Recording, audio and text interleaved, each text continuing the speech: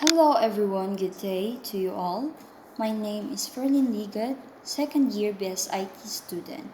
So today I will be presenting my HTML project entitled My Webpage Project.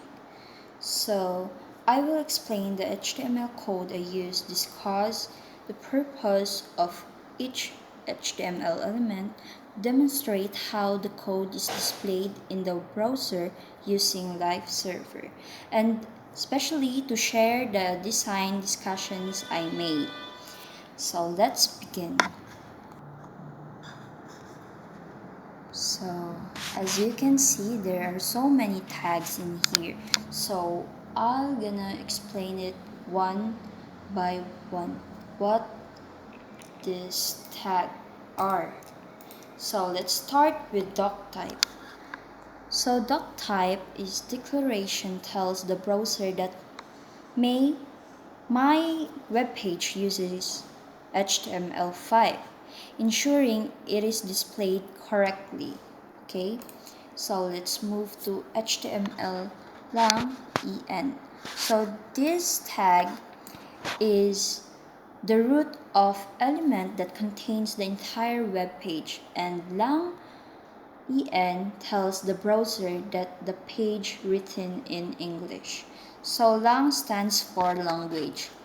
Okay, so let's move to head. So head tag stores information about the web page. So such as it tells the title and settings which are not displayed the page itself. Okay, so let's move to meta charset. So meta charset is the tag set that character encoding to UTF-8. So text and special characters are displayed correctly. So next is meta name. So meta name, this tag makes my page responsive. It is because it displays properly on different screen sizes. Title first. Okay, title. This tag sets the name of my web page, which appears on the browser's top. So as you can see, nagbutang ko diri og title na my first web page project. So mao po niyang indicate or nakabutang sa title web page nako na project when we open the web page. Okay, let's move to head. Okay, body. This tag, it contains all the visible content that users see on my web page. As you can see, I put so many code in here. I put heading 1, so let's discuss what H1 is. So H1 is that tag creates the main heading of my web page introduction. It's content. Okay, I put here welcome to my first web page project. So I'll show you it later kung unsay result ana. So okay, let's move to P. So P is paragraph, and in short, P-tag. P-tag na siya. So this tag creates paragraphs that organize my information into separate and readable sections. So strong, this is strong tag. So strong tag makes important text bold, so labels like my name and program stand out.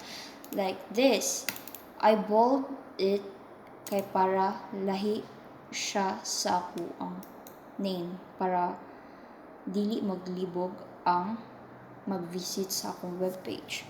So let's move.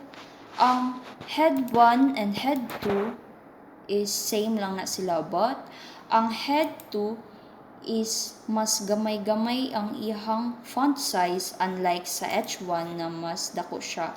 It is because mao na siya ang heading or ang title sa atong web page.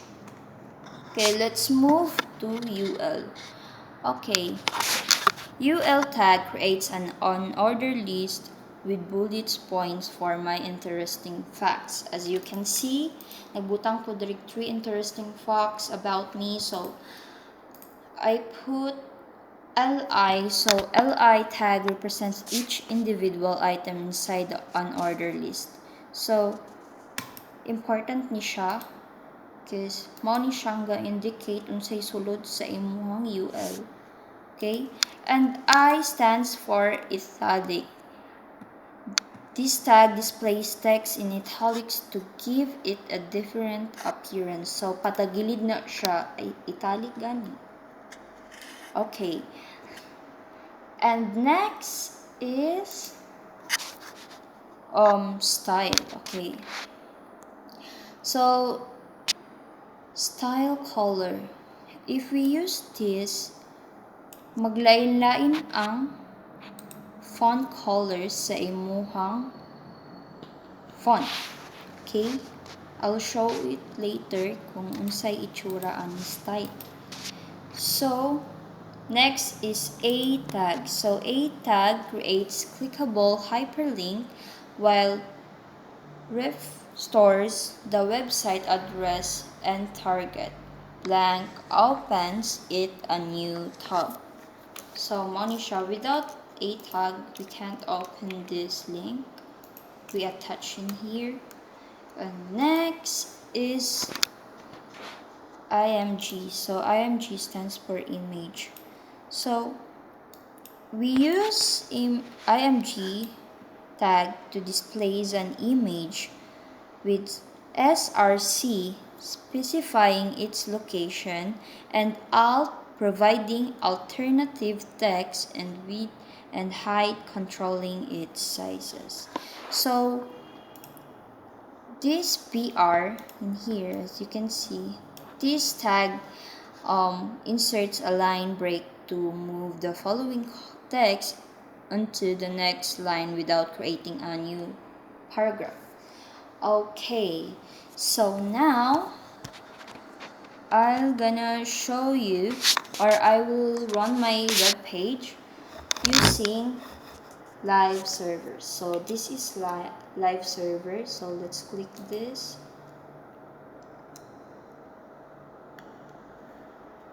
Okay, so okay na siya. So nakita na, wait lang. Okay. Tarungon na to siya kay para ay tama na dito.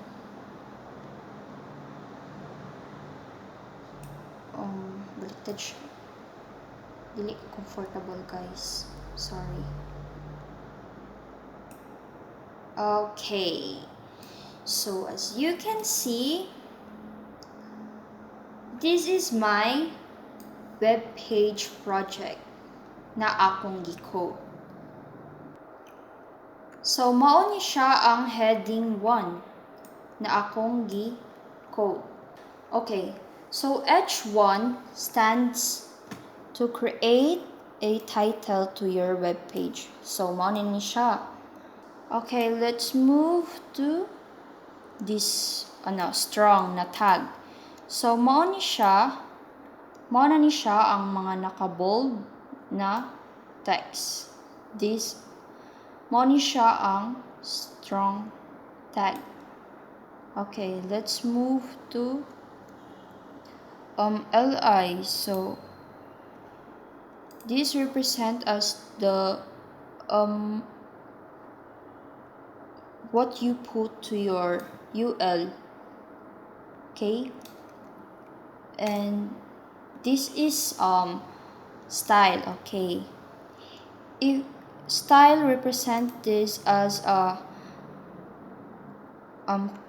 to color your font. Okay, so you will just gonna choose what color do you want. Okay, ana na siya, and then okay, let's turn it to red. Okay, Control S, then bang. Okay, ana lang na siya.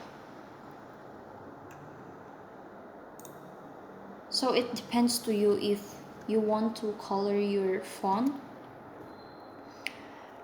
So I organized this web page. It is because kay para dali lang siya mabasa sa mga mag-tanaw sa akong web page.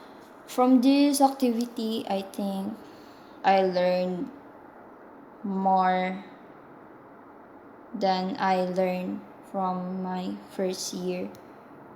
Because nag-focus lang mi sa kanang mga Excel. And as I love editing and love man yun ako mga like graphic designing, I want to explore more sa HTML. It is because I want to make more website like this. And gusto ko kanang much better pa jud sa kanang akong gihimo karon. It is because this is one of my challenge I encountered, and I was remembering the correct HTML tags and closing them properly. So I solved this by reviewing my code and testing it using live server. As you can see, we use live server so that if we edit our code so that makita na to diri, diba? Like this. If we change it color, neon green, okay,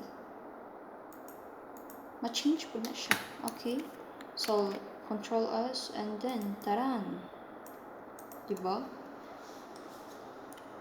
With this code, dariya tanan na information nakasalalay ang sulod sa imuhang webpage. Okay? So, that's why this activity helped me to understand unsaon pag-work sa HTML na project. And also, not just na gusto lang ko maka-learn sa HTML na language, and gusto po ko mo explore more sa HTML. It is because daghan siya og language na magamit like CSS and JavaScript. So, I wanted to learn it because gusto ko makabalo pa og mag-dive in pa more about HTML.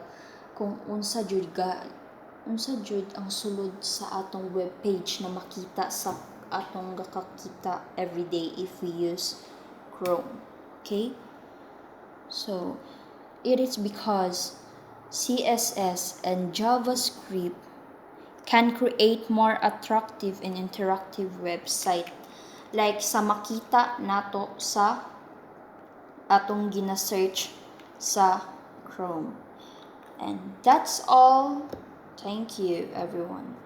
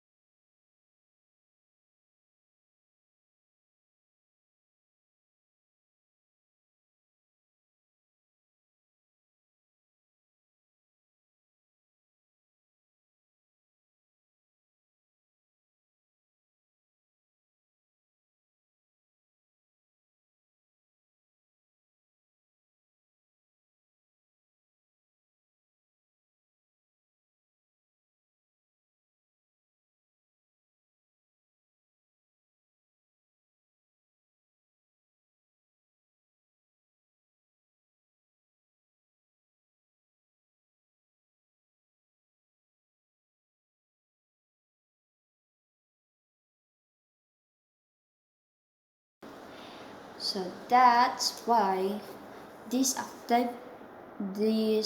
activity helped me to understand unsaon pag-work sa HTML na project. But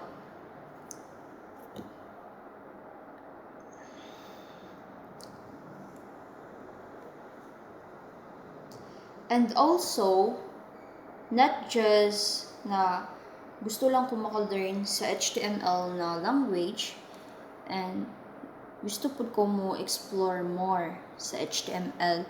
It is because daghan siya og language na magamit like CSS and JavaScript.